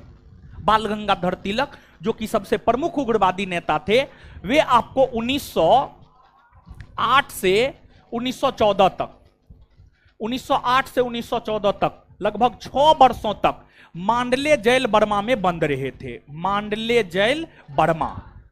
जेल बर्मा में जो है वे बंद रहे थे। राजद्रोह के आरोप में उन्हें उन पर कानूनी कार्रवाई करते हुए 6 वर्ष की सजा उन्हें सुनाई गई थी। तो जो उग्रवादी युग है ना, उस युग के सबसे प्रमुख नेता बाल गंगाधर तिलक, जो कि उस कालखंड में अपना एक लंबा समय जेल में गुजारा था। यही वजह है कि बहुत सारी घटनाएं इस अवधि के दौरान जो है आपको घटित नहीं हुआ। लेकिन जब ये जेल से बाहर निकले तो इन्होंने देखा कांग्रेस तो छिन्न भिन्न हुआ है। मतलब कोई लोग उत्तर जा रहे, कोई दक्षिण, कोई पूरब, कोई पश्चिम। तो उन्हें लगा कांग्रेस को एकजुट करना चाहिए, कांग्रेस को एक करना चाहिए, कांग्रेस को एकजुट करना चाहिए, कांग्रेस को एक करना चाहिए। और जब तक कांग्रेस एकजुट होकर के आवाज बुलंद नहीं करेगा, जब तक कांग्रेस एकजुट होकर के आवाज बुलंद नहीं करेगा, तब तक कुछ नहीं होने जा रहा है। तो बाल गंगाधर तिलक जेल से निकलने के बाद इस प्रयास में लग गए कि कांग्रेस के गरम दल और नरम दल जो अलग अलग विभाजित होकर के काम कर रहा है वो फिर से एक हो जाए, वो फिर से एक हो जाए। कांग्रेस के गरम दल और नरम दल दोनों एक हो जाए, इसको लेकर के बाल गंगाधर तिलक काम करने लगे। और बाल गंगाधर तिलक के प्रयास से ही 1916 में कांग्रेस के लखनऊ के वार्षिक अधिवेशन में कांग्रेस के गरम दल और नरम दल दोनों एक हो गए। तो देखिए 1916 का लखनऊ का वार्षिक अधिवेशन काफी ऐतिहासिक महत्व का वार्षिक अधिवेशन है। जब हम आपको बता रहे थे उस टाइम में भी ये बात हम आपको बताए, तो इसके पीछे यही सब रीजन है। तो कांग्रेस के 1916 का जो लखनऊ का वार्षिक अधिवेशन था, कांग्रेस के 1916 के लखनऊ का वार्षिक अधिवेशन काफी ऐतिहासिक वार्षिक अधिवेशन था। उसमें कांग्रेस के गरम दल और नरम दल जो है बाल गंगाधर तिलक के वजह से दोनों एक हो गए, समझ गए। और बाल गंगाधर तिलक स्वराज या स्वशासन के बहुत बड़े समर्थक थे। यानी एक प्रकार से कहिए ना, वे चाहते थे कितना जल्दी स्वराज मिल जाए, कितना जल्दी भारत का शासन भारतीयों के हाथ में आ जाए, कितना जल्दी भारत का शासन भारतीयों के हाथ में आ जाए, समझ गए। तो ये बात है। तो बाल गंगाधर तिलक और एनी बेसेंट ने मिलकर स्वराज की प्राप्ति हेतु या स्वशासन की प्राप्ति हेतु, बाल गंगाधर तिलक और एनी बेसेंट ने मिलकर स्वराज या स्वशासन की प्राप्ति हेतु 1916 ईस्वी में होम रूल लीग आंदोलन की शुरुआत की। होम रूल लीग आंदोलन की शुरुआत की। तो जो होम रूल लीग आंदोलन है, होम रूल लीग आंदोलन वर्ष 1916 ईस्वी में चले हैं। और वर्ष 1916 ईस्वी में यह आंदोलन जो है बाल गंगाधर तिलक और श्रीमती एनी बेसेंट के नेतृत्व में चला है। बाल गंगाधर तिलक और श्रीमती एनी बेसेंट के नेतृत्व में चला है। और इस आंदोलन का लक्ष्य था स्वशासन की प्राप्ति, स्वराज्य की प्राप्ति, स्वशासन की प्राप्ति या स्वराज्य की प्राप्ति। इस आंदोलन का जो है आपको लक्ष्य था। होम रूल लीग आंदोलन की अगर हम लोग बात करें तो यह आंदोलन भी लगभग स्वशासन की प्राप्ति हेतु पूरे भारतवर्ष में चलाने का प्रयास किया गया, पूरे भारतवर्ष में चलाने का प्रयास किया गया। लेकिन कुछ कारणों की वजह से यह आंदोलन सफल नहीं हो पाया। कौन से वे कारण थे जिस वजह से आंदोलन सफल नहीं हो पाया, इसकी चर्चा आगे हम करेंगे। लेकिन उससे पहले आप इस बात को जानिए कि होम रूल लीग आंदोलन का नेतृत्व महाराष्ट्र के क्षेत्र में तिलक ने किया। महाराष्ट्र के क्षेत्र में तिलक ने किया और मद्रास के क्षेत्र में किया एनी बेसेंट ने। मद्रास के क्षेत्र में एनी बेसेंट ने की। तिलक का दो प्रमुख समाचार पत्र था, एक था केसरी, दूसरा था मराठी। और एनी बेसेंट की भी दो प्रमुख पत्रिका, कॉमनवेल्थ और न्यू इंडिया। ये लोग अपने पत्र पत्रिका के माध्यम से, समाचार पत्र के माध्यम से होम रूल लीग आंदोलन को लोकप्रिय बनाने का काम कर रहे थे और उन पत्र पत्रिकाओं के माध्यम से ही यह भी दिशा निर्देश दे रहे थे कि होम रूल लीग आंदोलन किस तौर तरीका से चले। यह भी दिशा निर्देश जो है आपको इन लोगों ने देने का काम किया। होम रूल लीग आंदोलन को सुव्यवस्थित रूप से चलाने को लेकर तिलक ने अपने होम रूल लीग आंदोलन का अध्यक्ष जोसेफ बैप्टिस्टा को बनाया। जोसेफ बैप्टिस्टा को बनाया और सचिव एनसी केलकर को बनाया। सचिव एनसी केलकर तिलक के होम रूल लीग आंदोलन का अध्यक्ष जोसेफ बैप्टिस्टा और तिलक के होम रूल लीग आंदोलन का सचिव एनसी केलकर। और फिर एनी बेसेंट अपने होम रूल लीग आंदोलन का अध्यक्ष स्वयं बनी रही अध्यक्ष वो। लेकिन एनी बेसेंट ने अपने होम रूल लीग आंदोलन का सचिव जॉर्ज अरुंडेल को बनाई। सचिव बनाई जॉर्ज अरुंडेल। और ये सब अध्यक्ष सचिव सब जो है ना इसलिए बनाया जा रहा था ताकि जो है आपको सुव्यवस्थित रूप में सही ढंग से जो है होम रूल लीग आंदोलन जो है आपको चलाया जा सके। क्लियर है? इसके बाद होम रूल लीग आंदोलन जो है आपको जोर शोर से चलने लगे। और उस होम रूल लीग आंदोलन के क्रम में ही एनी बेसेंट काफी ज्यादा लोकप्रिय हुई। और एनी बेसेंट तब जाकर के ज्यादा लोकप्रिय हुई जब एनी बेसेंट को गिरफ्तार किया गया। देखिए, नेता की लोकप्रियता तब बढ़ती है जब वो गिरफ्तार होता है। तो नेता गिरफ्तार होता है तो अंदर से बड़ी खुश होता है, समझ गए। भले वो रोए वो अलग बात है, मगरमच्छ की आंसू बहाए वो अलग बात है, लेकिन नेता जब गिरफ्तार होता है तो अंदर से बड़ी खुश होता है, समझ गए। क्योंकि लोगों की सहानुभूति जो होती है ना थोड़ा ज्यादा अटैच हो जाता है। और एक सर्वे आया था गिरफ्तारी से पहले और गिरफ्तारी के बाद अरविंद केजरीवाल की लोकप्रियता। गिरफ्तारी से पहले कम था और अभी के डेट में गिरफ्तारी के बाद अरविंद केजरीवाल जो है और भी ज्यादा लोकप्रिय हो गया है, समझे।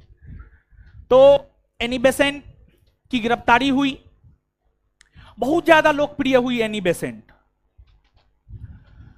और एनी बेसेंट की लोकप्रियता के वजह से ही कांग्रेस ने 1917 में इन्हें अपना अध्यक्ष चुना था।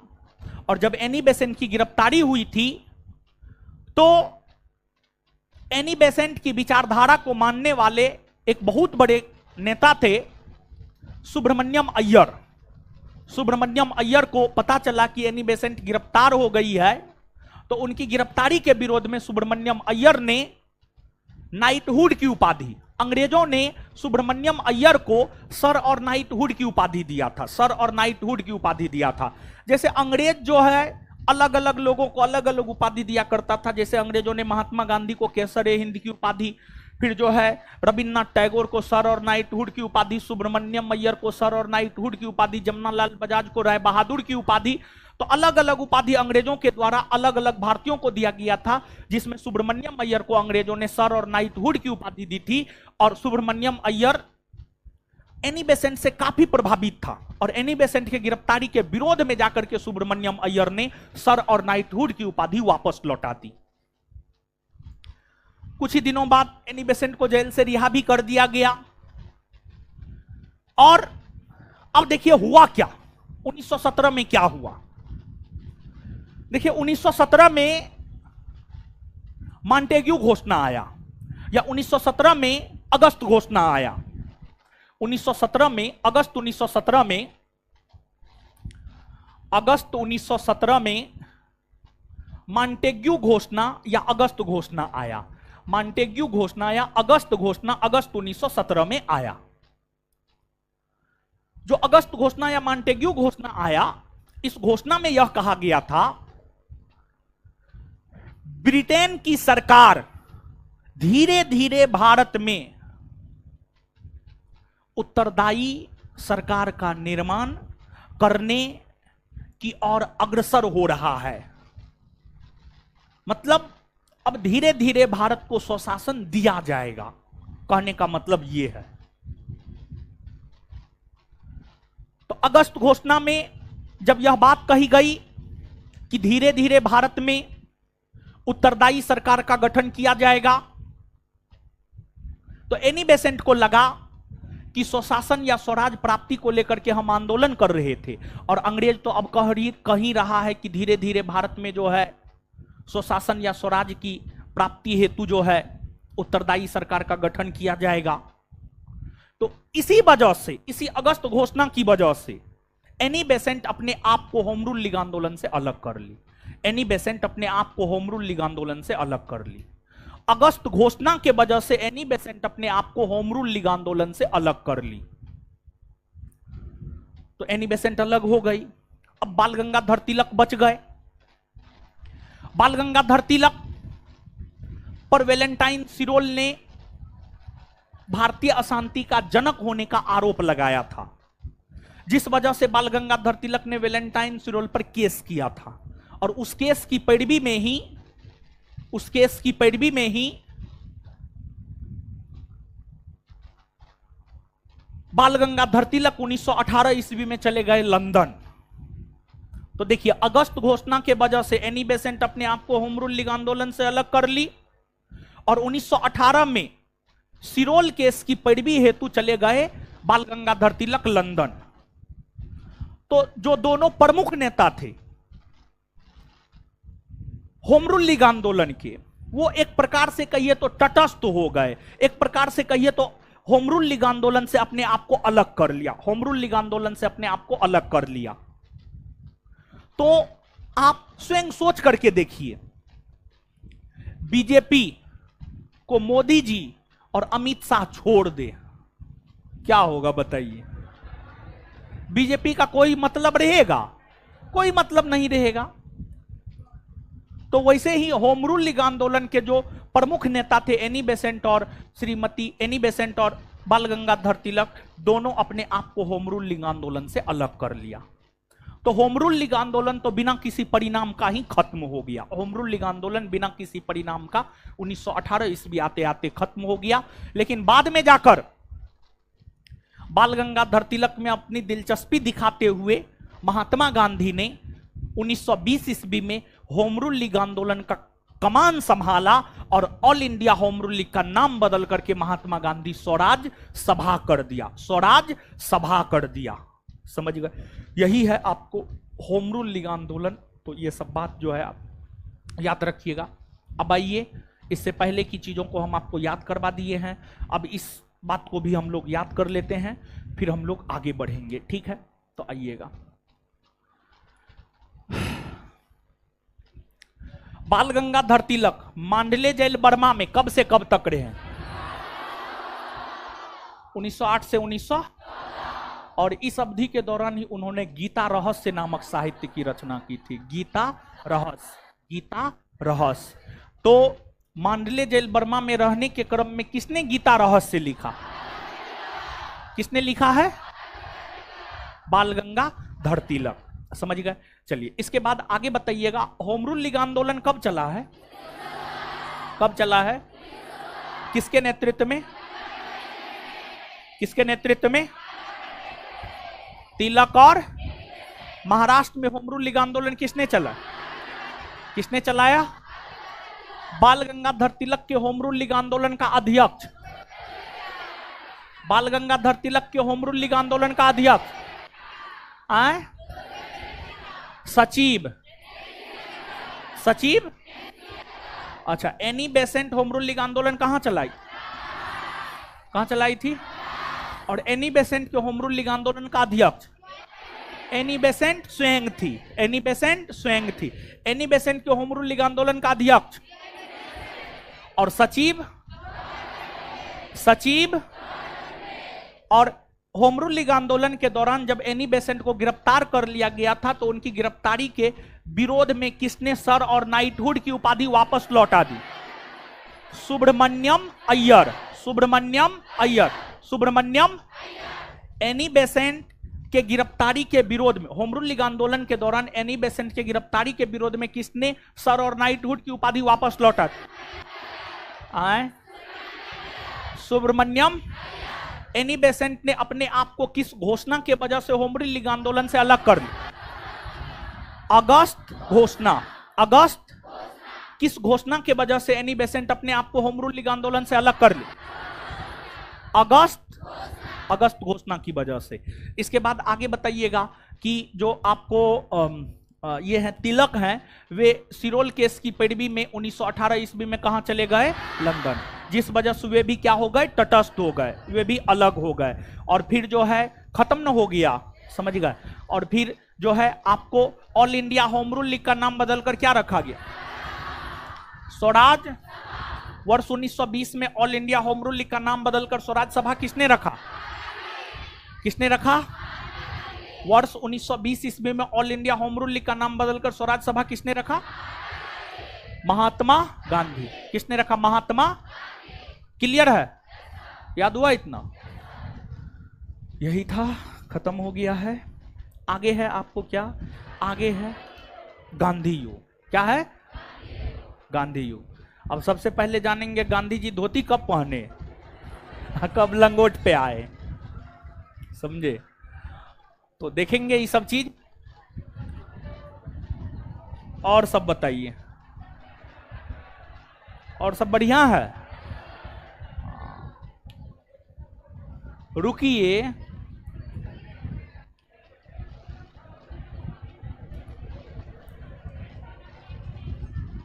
क्या हुआ?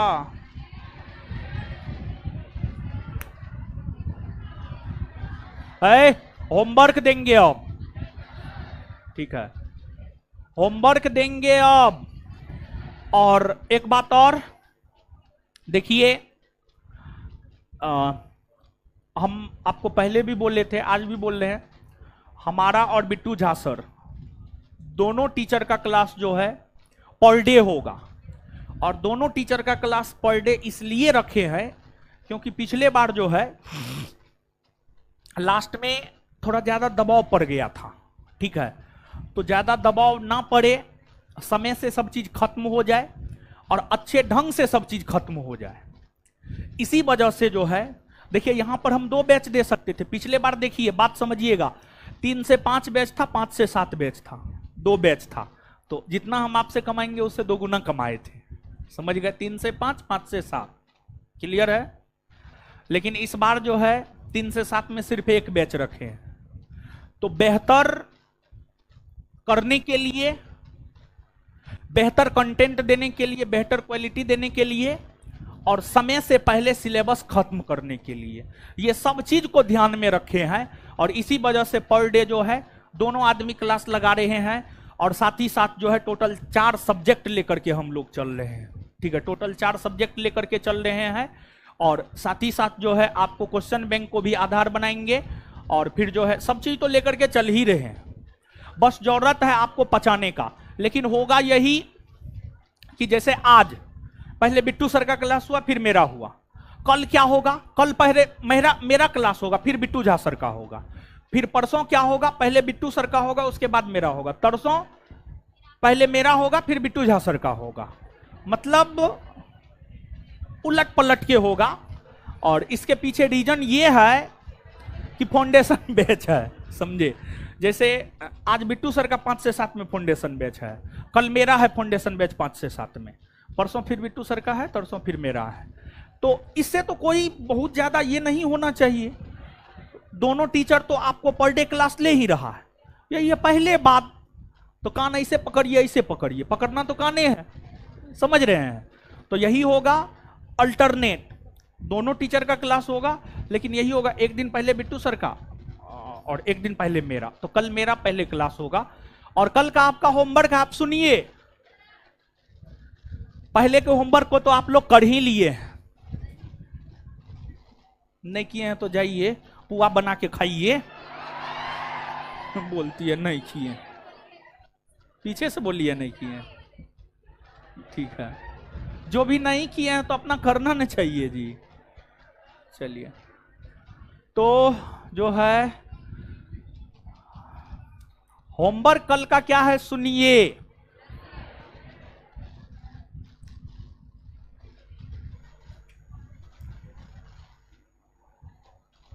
बायोलॉजी पहला चैप्टर ऑब्जेक्टिव पूछेंगे। बायोलॉजी पहला चैप्टर ऑब्जेक्टिव पूछेंगे, यही आपका कल का होमवर्क है। और कल पहले मेरा ही क्लास है, ठीक है। धन्यवाद सभी लोगों का।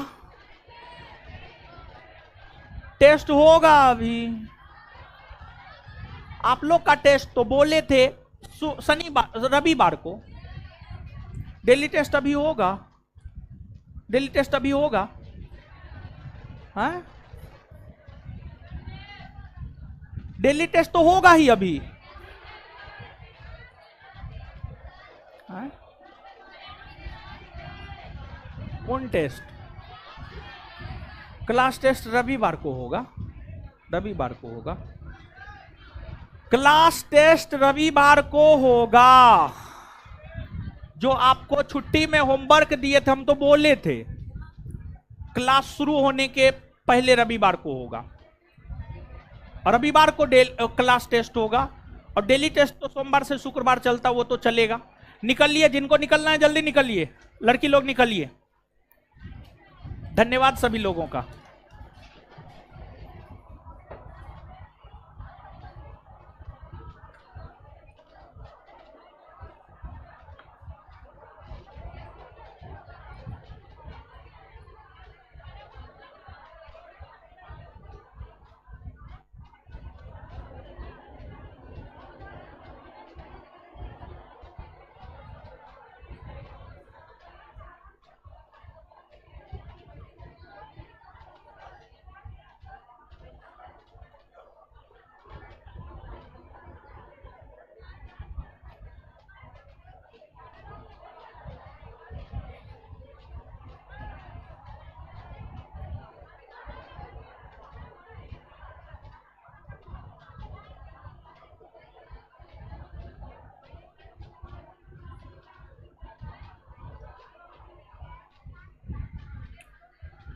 लड़का लोग उधर से निकलिए ना, गेट बंद है, बंद है, और टेस्ट है। क्लास खत्म होने के 1-2 मिनट बाद काटा कीजिए, हाँ 1-2 मिनट बाद काटा कीजिए।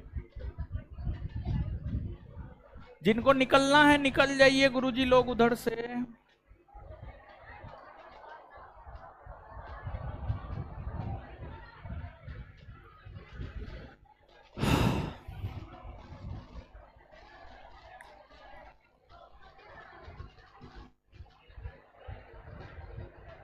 विद्यार्थी पूरा नहीं आया है, नहीं जी, आ गया है सब, नहीं आया है।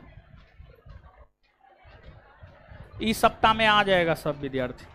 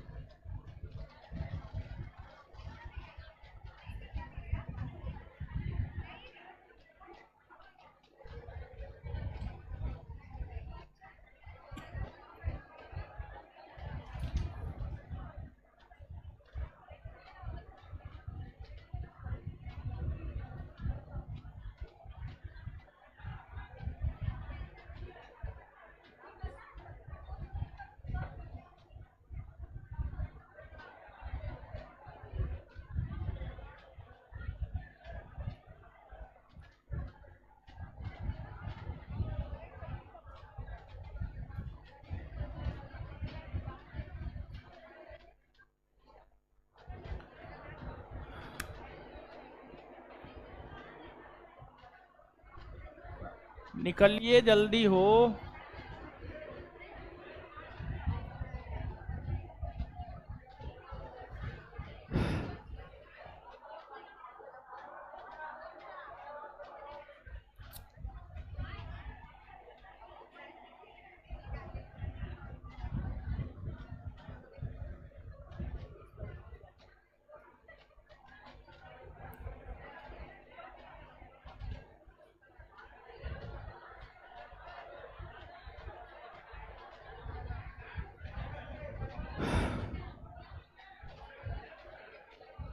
अरे ये सब का कार्ड भी चेक कीजिए कि ऐसे ही है, फिर ये वाला है, ये सब कार्ड है, चेक किए हैं आप?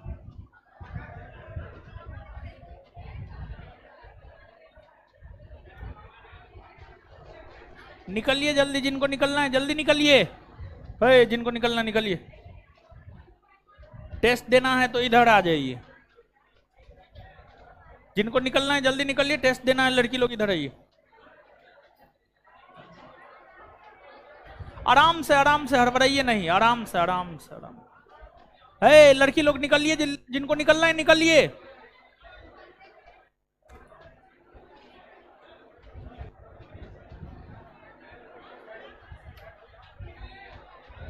निकलिए जल्दी।